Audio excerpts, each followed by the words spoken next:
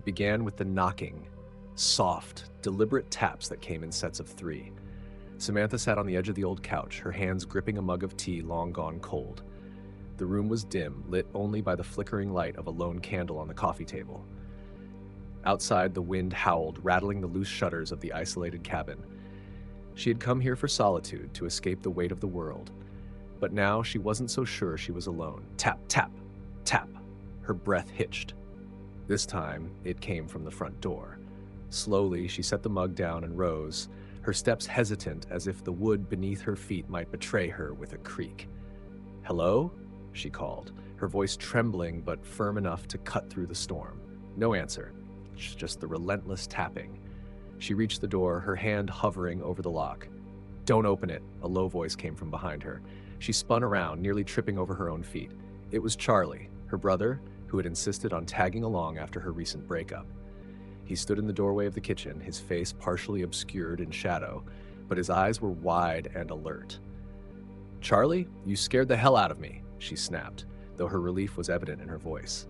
"Don't," he repeated, stepping closer.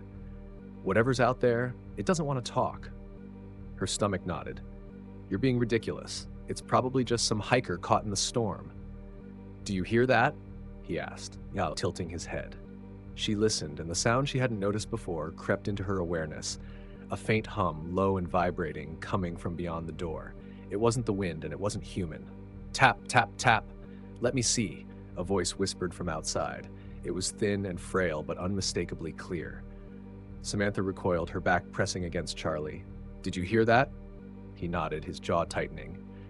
"It's not a hiker." The candle flickered violently, and the hum grew louder, vibrating through the very walls of the cabin. Samantha's legs felt weak, but she forced herself to move, pulling Charlie back toward the couch. "We need to leave," she whispered. "We can't," he said, his voice grim. "The car's stuck, remember? The storm. Then what do? Just wait here." The tapping stopped. The silence that followed was deafening.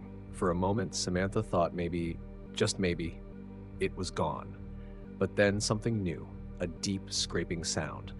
Her eyes darted to the window beside the door. A figure stood there, its face pressed to the glass, obscured by the fog of its breath. Its features were indiscernible, but its eyes, black, glinting, locked with hers. Samantha gasped, stumbling backward. "It's here." Charlie grabbed her arm, pulling her behind him. "Stay back," he hissed. The figure moved away from the window, the scraping sound following it. It wasn't walking, it was dragging something, heavy and metallic. The door rattled. Samantha clung to Charlie's arm, her nails digging into his skin. "What does it want?" He shook his head, his voice breaking. "I don't think it's here to ask." The candle went out. Darkness swallowed the room, and with it came a voice from everywhere and nowhere. "You should have let me in."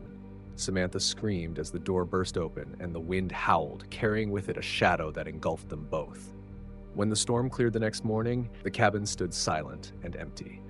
The door swung gently in the breeze, its edges blackened as though touched by fire.